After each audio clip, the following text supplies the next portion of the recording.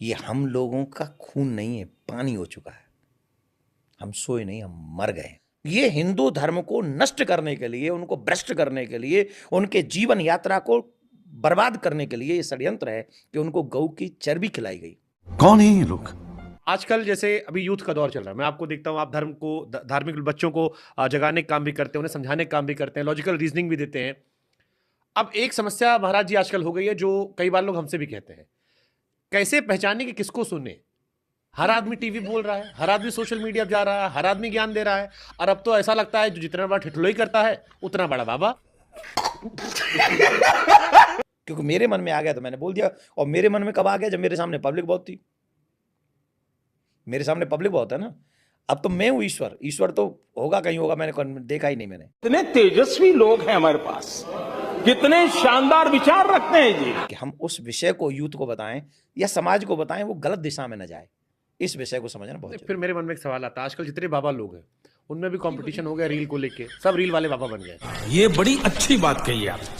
तो दोस्तों, शुरू की क्लिप देखकर आप लोग समझ ही गए होंगे कि आज का वीडियो किस टॉपिक में होने वाली है।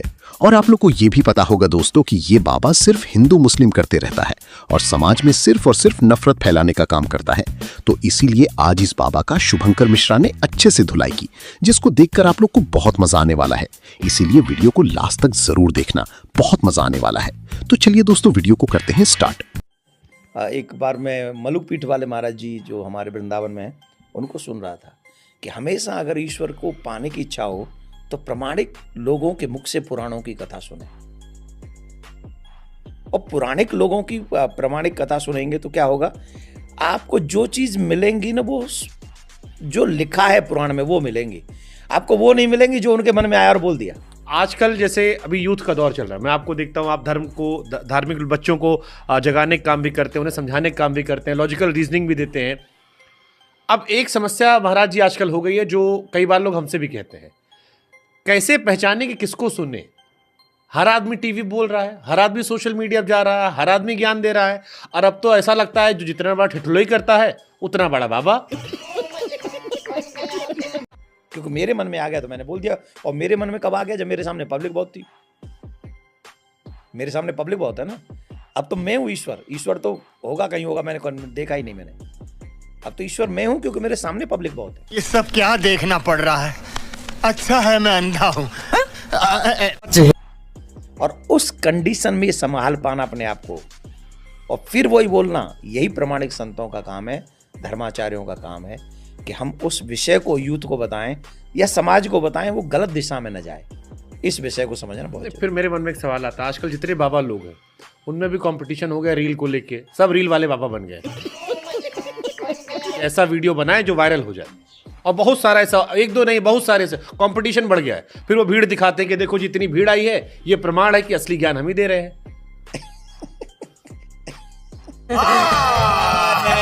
झूठ बोल रहा है। अपनी बात कर रहा हूँ, किसी की नहीं कर रहा हूँ।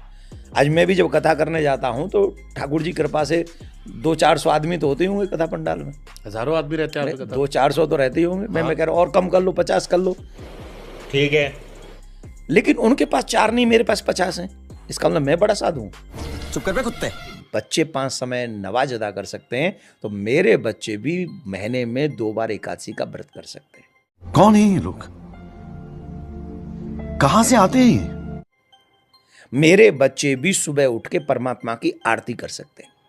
मेरे बच्चे भी माता पिता के चरणों में सर झुका के प्रणाम कर सकते हैं। एक सवाल मन में और है हमारे, तो फिर ये परंपरा हमारे धर्म में है क्यों नहीं? क्योंकि जब मैं सिखों को देखता हूँ, उनके यहाँ बचपन से धर्म के प्रति झुकाव डाला जाता है। मैं क्रिश्चियंस को देखता हूँ, आपके मोहल्ले में 2 क्रिश्चियन हैं, वो चर्च जाएंगे वीकेंड पे। मैं मुसलमानों को देखता हूँ, वो अपना 5 नमाज पढ़ेंगे, रोज़ा रखेंगे। एक हमारा धर्म है जहाँ पर आपको खुलकर अलाउ है कि भैया मन करे तो पढ़ो, ना मन करे तो ना पढ़ो, तुम्हारी इच्छा। अपने चाहे धर्म में नास्तिक हो जाओ, चाहे आस्तिक हो जाओ। अब ये ताकत है या कमजोरी धर्म? ये बड़ी अच्छी बात कही आप। सिर्फ खाने कमाने सोने के लिए जीवन नहीं मिला। हमारे यहाँ कहते हैं धर्मो रक्षति रक्षित। आप धर्म की रक्षा करो, धर्म आपकी रक्षा करेगा।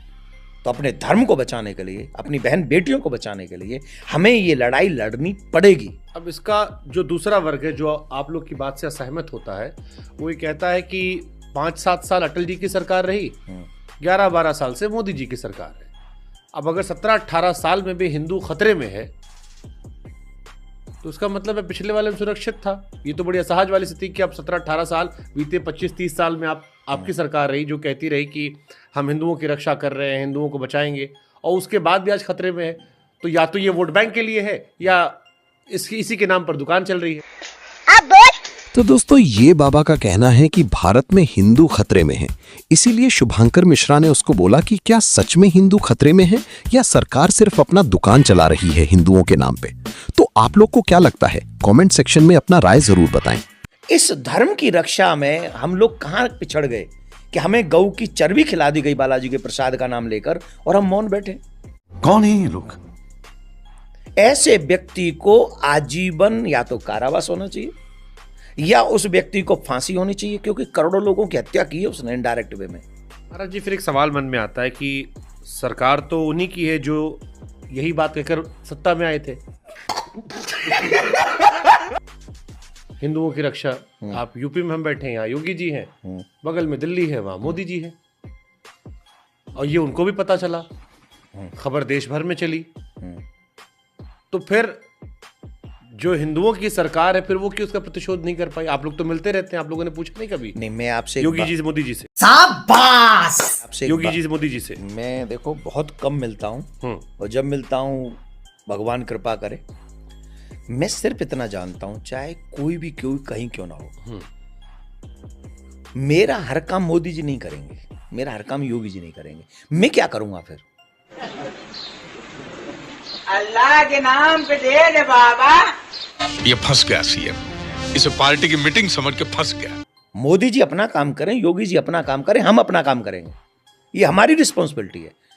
जब हम आवाज उठाएं, वो वैसे भी कहते हैं ना, बिना रोए तो माँ भी दूध नहीं पिलाती। हम रोएंगे, हम सरकार के आगे रोएंगे, हम कोर्ट के आगे रोएंगे, हम रोएंगे, हम तो कहेंगे या तो ये संविधान कहता है कि हमारा धर्म भ्रष्ट करो, और अगर नहीं कहता तो जिसने धर्म भ्रष्ट किया उसको सजा दो। भाई यहाँ पे क्या हो रहा है? भाई यहाँ पे क्या हो रहा है?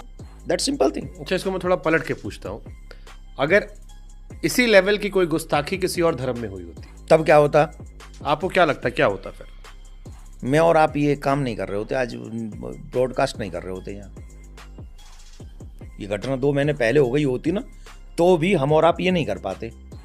याद लिख लो आप, हमारे भी पैरों में रस्सी बांध के हमको सड़क पे खींच रहे होते। हम एक बात कहना चाहते हैं, गौ की हत्या करने का अधिकार किसने दिया?